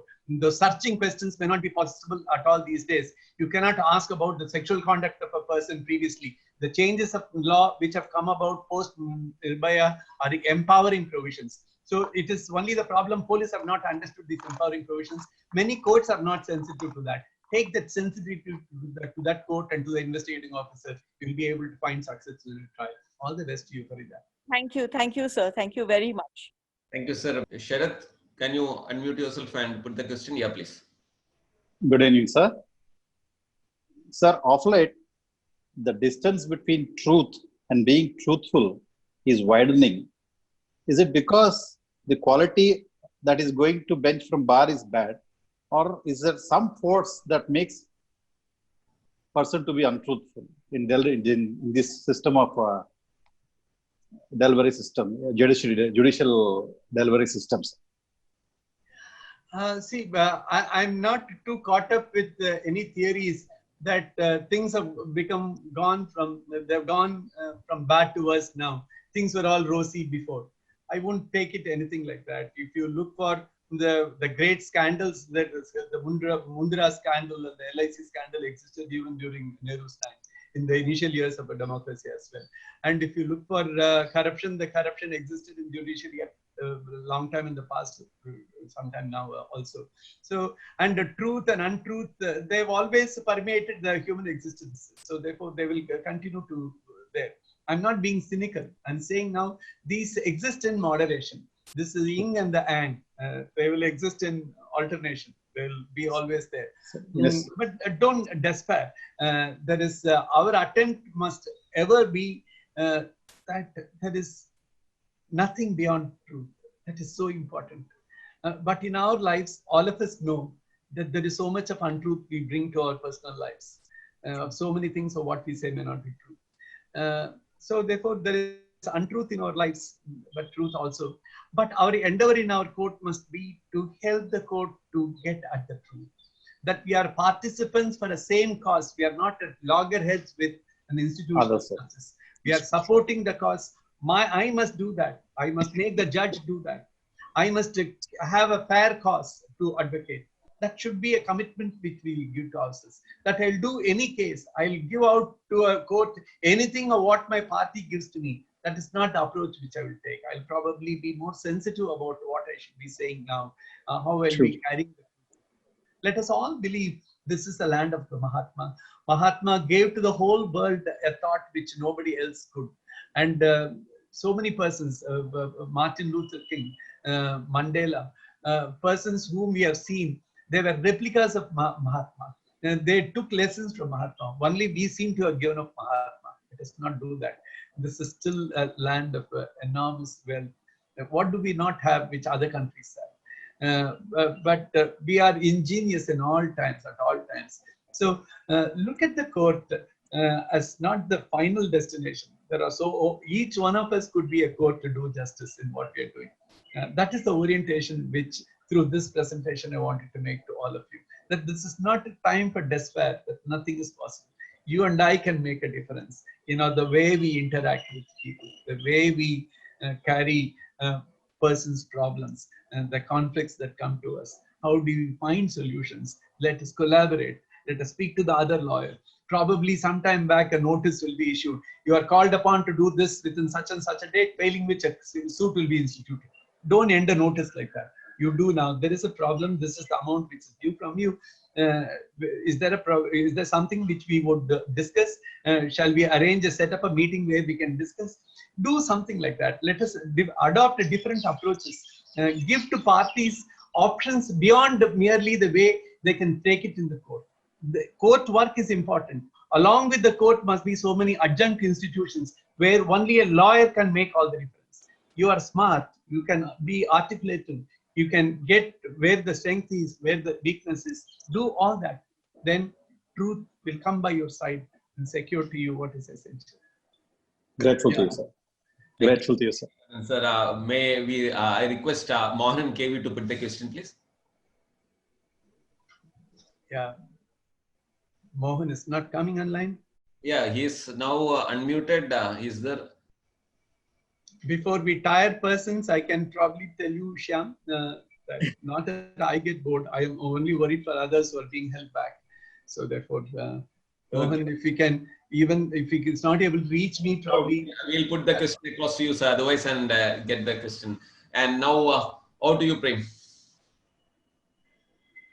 Well, sir, I'm also dearth of words to say how great your lecture is. Actually, golden words of wisdom, nothing but the best. Thanks a lot, sir. Thanks a lot.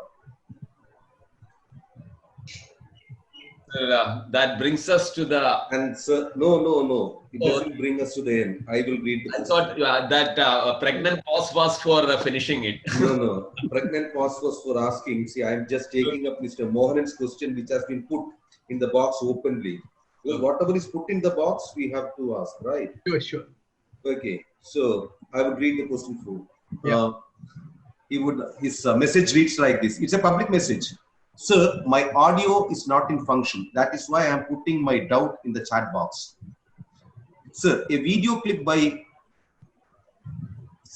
High Court lawyer is circulating in WhatsApp where he states that he is conducting cases by accepting illicit local liquor as his fee. He states that he is now confident in conducting cases in this way too. Sir, is it not against advocacy? Is not an offense? Is it not an offense to give such a statement in public by a lawyer? This is the question which Mohan and KV has put it thrice in the chat box, sir, public question. Mohan, I'm truly worried for this kind of soliciting clientele and trying to settle fee. That I'll secure my fee as liquor is fine for me. That is what I'm looking at. It's a sad thing. We need to identify these kind of elements and then exclude them in the way we integrate our practice. So therefore, there are persons who adopt methods which are not all right. Why are we now engaging in a talk like this, Mohan? It is because our advocacy ought not to be sullied by practices which are unacceptable. We need to develop and good practices which are healthy for the society and where people can see as to be role models for exemplary behavior. Lawyers have been great role models at the time of Indian freedom movement. They were truly at the forefront. Every one of the great persons who led India to freedom, Gandhi or Patel or Nehru, everyone had, many of them had been practitioners of law. For persons of law, they also understood how important it is for them to conduct themselves properly. So what a lawyer, you say, has been doing is not fair. You'd never know if you can speak to, if you already know that person or somebody from that place where you know that person, somebody must speak to him. You must shame him by a direct thought. That is what can happen. Let us not simply consume all these things, but oh, let this happen. You see if we can confront. You never know. We'll discard in our process of social transformation nobody. We will have to confront everyone who we think does not behave the way they must. At least somebody must be asked. So while we have no agenda for a complete change of mindset of all people, we will make goodness come in the open in large measure so that people identify that a lot of good things are happening. Now only bad things get highlighted. That is the way life is, that only bad things get. If I do something bad, I call another person to join me to do that. If I'm doing something good, I would rather do it alone. That we must shed. That I do good along with others. That is the way I'll motivate myself. I speak good, I'll call some more persons. That kind of satsang is what we need to create. And it's sad, I'm not going to be happy of what somebody is proclaiming as the fee that he's receiving. Let us identify that person, shame him in the way it is possible. And if he says, no, go to hell, we will not go to hell. We'll make him see, now that is not fair. You're bringing a bad name to our good profession as lawyers is what you need to remind. So Mohan, your concern, I'm sure, is everybody's concern as well. But let us isolate them and let us not mainstream their lives as examples for others to follow. That is the only thing which I will say. And sir, I have this small doubt. My question is one regarding the conflict of interest as far as lawyer is concerned. Now, the rules on the professional standards that an advocate needs to maintain, it is seen mentioned in Chapter 2 of Part 6 of the Bar Council of India rules, which is made under Section 49, 1C of the Advocates Act. And read the proviso thereto, of course. Now, Part 6 would deal with the rules governing the advocates. Chapter 2, wherein it is prescribed the standards of professional conduct and etiquette under the rules on an advocate's duty towards a client, Rule 33, if I am correct, in Section 2, that restricts the appearance of an advocate for opposite parties. It says that an advocate who has advised a particular party in connection with the institution of a suit or appeal or whatever matter, or has drawn up pleadings or acted for that party, he shall never appear, act, or plead for the opposite party in the same matter. But now, sir, see, the Kerala High Court has laid down the conditions of practice for lawyers invoking the powers under Section 34(1) of the Advocates Act. Shyamata, could you just display that rules which I have sent to you? Sure. Just give me a second. Yeah, there it is. Kindly come to say Rule 7.1. 7.1. Exactly. Stop there. Now, kindly see, sir, 7.1 of this particular rules by the Kerala High Court would say that except when specifically authorized by the court or by consent of the party, an advocate who has advised in connection with the institution of a suit, appeal, or other proceeding, or has drawn up pleadings in connection with such matter, or has during the progress of any suit, appeal, or other proceeding appeared, acted, or pleaded for a party, shall not, unless he gives the party to whom he has advised or for whom he has drawn up pleadings, appeared, acted, or pleaded an opportunity of engaging his services, appear or act or plead in such suit, appeal, or other proceeding, or in an appeal or application for revision arising therefrom, or in any manner connected therewith, for any person whose interest is in any manner in conflict with that of such party, and kindly come down. Provided that the consent of the party may be presumed if he engages another advocate to appear, act, or plead, as the case may be for him, in such suit, appeal, or other proceeding, without offering an engagement to the advocate whose services were originally engaged by him or on his behalf. Doesn't this run directly counter to the Bar Council of India rules? Because Kerala High Court would say, after if your party he engages some other counsel, then go and appear against him, because that is treated as a deemed consent. Which one of whether we Kerala lawyers should follow we should follow the Bar Council, or are we not bound by the Kerala High Court conduct rules in this behalf? So, which one should we follow, Kerala lawyers? I'm happy now that I'm not a judge in your court or a judge elsewhere.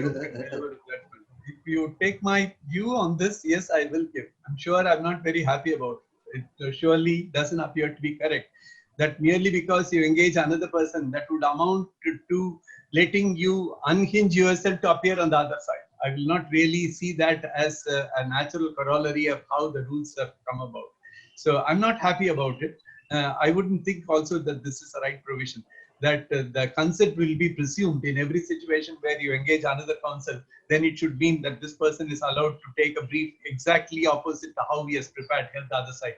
Because there you have a sure scope for breach of a confidentiality which the law protects. Of everything communicated to a lawyer is confidential. And if you have secured the in confidence every detail for which on the basis of which you prepared something, and you kept away something, you knew something confidential which you shouldn't give, and the other person engages somebody else, you get back to the position and take an opposite side, and then you come out with whatever you have had. That's a dangerous thing to do. Is the grossly unethical thing of what could happen. So I would like to believe that there is some exuberance in legislation making, subordinate legislation making is what has gone through with this. I will not align myself to what is permitted under these rules. I will think that this is grossly wrong, it is unethical. I will still stand by my ethical standards of not divulging what I have secured from that person, and I will not appear against that person in any forum whatever, no matter that that person has chosen to go elsewhere to another person. That is the way I see myself framed as. Thank you so much, sir. Thank you so much. There is another flip side to this, sir, in the sense like there are certain business houses or clients, what they do is they will approach, in a center there are 4 or 5 senior counsels, just imagine, sir.